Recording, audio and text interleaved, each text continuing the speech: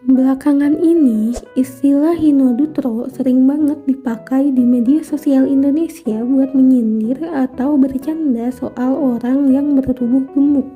Awalnya mungkin cuma lucu-lucuan, tapi lama-lama sebutan ini bisa bikin orang yang punya badan besar jadi minder atau bahkan malu sama bentuk tubuhnya sendiri. Padahal setiap orang punya perjalanan dan alasan masing-masing kenapa berat badannya bisa seperti sekarang. Di masyarakat, standar tubuh ideal sering banget dikaitkan sama angka timbangan. Padahal tubuh manusia itu jauh lebih kompleks, ada yang berat badannya di atas rata-rata, tapi tetap sehat, aktif, dan punya stamina bagus. Misalnya, waktu berat badan aku masih 60 kg, aku memang termasuk obesitas ya. Tapi aku sendiri ngerasa fit, bisa naik tanjakan tanpa ngos-ngosan, bahkan aku rutin trekking di Tahura Bandung, pulang pergi 2 minggu sekali dan jarang banget sakit.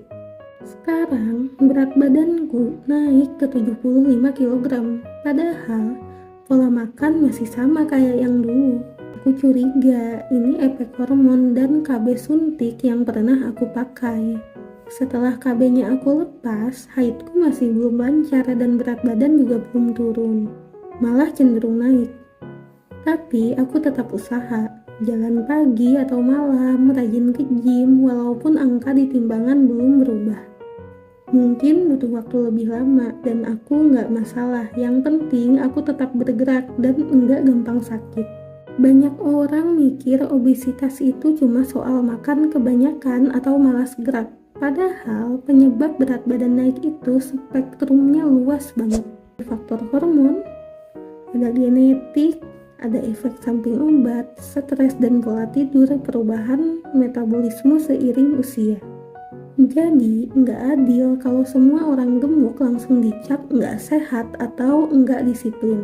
Setiap orang punya cerita dan tantangan masing-masing. Menariknya, menurut riset psikologi, cara kita melihat dan menilai tubuh sendiri itu sering banget dipengaruhi ilusi psikologis. Kadang kita ngerasa terlalu gemuk atau nggak ideal, padahal orang lain melihat kita biasa aja. Persepsi ini bisa dipengaruhi pengalaman masa lalu, komentar orang, atau standar kecantikan yang sering kita lihat di media sosial.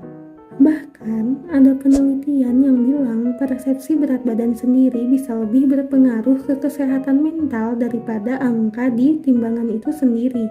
Jadi, daripada sibuk menilai atau ngebandingin diri sama standar ideal yang enggak realistis, mending fokus ke kesehatan dan kebahagiaan diri sendiri. Proses setiap orang beda-beda dan enggak apa-apa kalau butuh waktu buat berdamai sama tubuh sendiri. Yang penting tetap bergerak, jaga pola makan, dan jangan lupa kasih apresiasi ke diri sendiri. Karena tubuh kita udah berjuang keras setiap hari.